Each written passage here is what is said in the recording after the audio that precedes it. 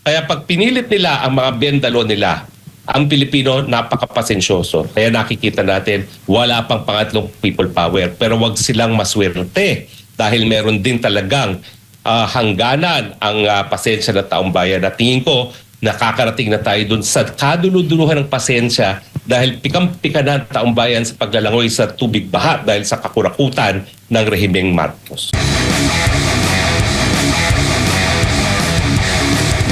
Attorney, alam naman natin, si Lian wala na rin ngayon sa Pilipinas at yung kasama yung kanyang nanay at alam natin na nagbabadya din yung kaso ng plunder sa kanila galing sa ombudsman. Tanong lang namin, nandyan ba sa inyo? Kasama nyo ba ngayon? Ay talaga. Lahat na lang na napupunta sa Europa, akala nyo dito sa Bele. No! Mandy! Huwag na, lumabas ka na, huwag ka na magtago. Kasi baka mamaya, siyempre kayo, parang lumalabas, political political asylum seeker kayo baka humingi, hindi ba sila tumawag sa iyo, humingi ng advice kung paano nila... Wala. Oo. Pero ako nagbibigay ng advice sa kanilang lahat. Kayo, Leandro, Senator Loren, at saka Zaldico, lalong-lalo na kayong dalawa, Leandro at Zaldico, talagang pwede kayo humingi ng asylum dahil posible na kayo patayin. Dahil hawak ninyo ang talagang mga tunay na ebidensya na magpapatunay ng pananagutan ng presidente. Sa akin, pangalagaan nyo muna ang inyong mga buhay. Dahil talagang merong banta sa mga buhay ninyo, lalong-lalo na alam natin yung isang Satanas ay nagsabi, marami siyang mga Romanians. No? Kung kayo'y nasa Europe, mag-ingat din kayo dahil sabi na nga nung isa, may mga Romanians siya. No? Pero karapatan nyo rin, karapatang pantao yung pag-asylum at huwag nyong ikahiyayan dahil maintindihan naman ng taong bayan na talagang ang dahilan kung kayo nga ay hingi ng asylum ay dahil kay ginigipit, dahil sinusupil ang katotohanan na magpapatunay na ang presidente talaga ang otor ng korupsyon sa Pilipinas. Ayun. Tawag dito, talagang malaking issue to kasi importante sana si Senator Loren dito sa impeachment na nagaganap ngayon sa... Ano kung tumakas na panalaka? Hindi, wala sila kasi ang sabi, nag-medical leave. Pero ang sinasabi ng Senate, hindi daw nagpaalam sa kanila si Senator Loren na alis. Sa akin hindi nagpaalam Hindi nagpaalam sa'yo? Hindi nagpaalam sa akin Okay lang yun. Matindi ha? Sabi nila, nagsalita ang actually ang ombudsman, yung spokesperson ng ombudsman na baka daw kanselahin yung kanilang mga passport. Posible ba yun, attorney? Na kahit walang kaso? Kalokohan yan. Pananakot lang yan. Ako, ganyan din ang banta ginawa nila sa akin. Na-realize nila, hindi nila makakancel ang passport ko, kaya hinabol nila yung kaso ko para makancel ang passport ko. Pero matapos makancel ang passport ko, hindi pa rin nila ako mapauwi dahil nga ako naman ay nag-asylum. No? At ayon sa batas ng asylum na umiiral sa buong kadaigdigan, hindi ako po pwedeng ma-deport sa bansang aking linayasan hanggang hindi matapos ang aking asylum proceedings. Ako, ditong tuwa ngayon yan si Anticlair. Kasi di ba may issue yan sila, magkaawayan sila ni Lian Leviste. So baka natutuwa siya ngayon dahil nagigipit na, no? Ano sa palagay niyo? Ewan ko ba kung natutuwa siya, siya ang pambansang joker, no? Ewan ko ba kung itutuwa yan na kahit Attorney, paano kung halimbawa nag-apply nga ng asylum? So paano tong impeachment na to? Ano ba talaga numero na natin dito? Ano na ba talaga ang majority dito? O 3/4 di ba? 16 votes supposedly. Pero kung wala naman si Loren, wala si Bato. 2/3 wala si Loren, wala si Bato. Tapos wala si Marcoleta. Ano na? Sa akin, kung walang bendalo, napakalinaw. It's majority of all members of the Senate. Hindi sinabi of all members present and able to vote.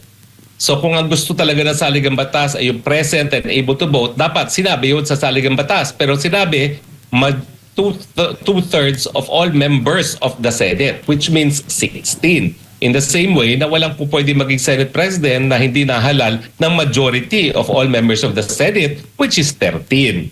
Pero dahil may bendalo, ayun, nag-insist sila na yung 12 equals 13. Kaya hindi talaga ako magtataka kung pagsasamantalahan ng majority ngayon yan, ng Malacanang ngayon yan, at wala silang 16, na ibababa nila to 14. Hindi ko lang alam kung kakayaan nila ang Supreme Court. Pero ako, nagpapatuloy pa rin ang aking pananampalataya sa Korte Suprema na itataguyod nila ang kataas-taasang batas sa ating bayan at yan ang ating saligang batas. So attorney, talagang Supreme Court lang talaga ang makakapagpigil dyan. Yun lang talaga sa mga gagawin nila. Kasi malamang sa parang Ang ano taong talaga, bayan. parang itutuloy talaga nila eh. Taong bayan. O di ba, sabi ni Marcos siya nanalo sa snap election. Ano ginawa ng taong bayan? Sinuka ang diktador, napalayas at nailuklok ang Cory Aquino na nung nakarating yan sa Korte Suprema, kinu-question dahil ang dineklarang presidente ng COMELEC ay si Marcos Jr. Ang sabi ng Korte Suprema ay nagsalita ng taong bayan, yan ang batas. Ganyan din ang nangyari nung panahon ni Estrada, di ba? O hindi binuksan ng second envelope, walang napakitang pagkakasala kay Erap Estrada pero napilitang umalis sa Erap Estrada dahil naghimutok ang mamamayang Pilipino. Kaya pag pinilit nila ang mga bendalo nila, ang Pilipino napakapasensyoso. Kaya nakikita natin wala pang pangatlong people power pero wag silang maswerte dahil meron din talagang hangganan ang pasensya ng taong bayan. At tingin ko nakakarating na tayo dun sa kaduluduluhan ng pasensya dahil pikam-pika na ang taong bayan sa paglalangoy sa tubig baha dahil sa kakurakutan ng rehimeng Marcos. At no limit alam ako, yung sinasabi mo magkakagulo, people power, what if mamayari yun? Tapos si Bongbong Marcos nagdeklara ng martial law. Ano mamayari? Sinong kakaligan ng sundalo? Taong bayan ba o yung Pamulo? Well, dyan naman papasok ang papel ng hubog sandatahan sa ating saligang batas. Nasa saligang batas natin yan. Sila ay protector ng taong bayan. So magdeklara man siya ng martial law, kung ang hubog sandatahan naman ay gaganapin ang kanilang katungkulan na protektahan ng taong bayan, papanig sa taong bayan. Gaya ng pumanog ng taong bayan, ang militar sa taong bayan noong EDSA 1 at sa nung panahon ni ERAP. Kampante ako. Napapanig at papanig ang sandatang lakas ng Pilipinas sa taong bayan dahil ramdam din nila ang kahirapan ng sambayan ng Pilipino. Hindi naman ibinapalibas sa sila'y binibigyan ng extra allowance ni Marcos Jr. na hindi lumalangoy sa baha ang kanilang mga kaanak. Tama natin silang lumangoy sa baha at alam din nila na lumalangoy sila sa baha dahil nga sa kakurakutan ng gobyerno ito. Attorney, si paring RJ po. Merong kumakalat ngayon, balik po tayo sa impeachment. Merong kumakalat ngayon na sinasabi nila na si Senator Chis Escudero daw nakikipag-usap dun sa mga senator judge na kasama dyan na nagkakalap daw ng 16 votes. Sa tingin nyo, dahil ba maganda ang performance ni Senator Chis at laging nasusuplak yung prosecution kaya pinapakalat to para siraan lang siya? Ano sa tingin nyo, Attorney? Hindi ko nakuha yung unang parte ng tanong, no? Ang nakuha ko lang yung palibasa maganda yung performance ni Escudero. No? Ano yung first part Yung ng ano tanong? po, Wala kasing first part. meron kasing kumakalat dyan ngayon, nababali-balita na kumakausap daw si Senator Chis ng mga senator judge na magkakalap daw ng 16 votes to impeach BP Sara. So, naniniwala ka ba doon na talagang totoo yon o sinisiraan lang si Escudero dahil lagi niya nasusuplak yung prosecution? I can confirm na nakakalap ako ng isang kumpirmasyon sa isang di umano na kinakausap ni Chis Escudero na hindi siya kinausap ni Chis Escudero. Hindi ko na sasabihin kung sino yon, no? Pero dahil merong at least isa doon sa pinangalangan na di umano'y kinakausap ni Chis Escudero na nagsabing hindi nga sa akin tumatawag yan, walang katotohanan dyan sa balitang yan. And therefore, sa bilang tugon sa iyong katanungan, posible na sinisiraan itong si Chis Escudero bagamat hindi pa natin alam kung ano talagang paninindigan ni Chis Escudero.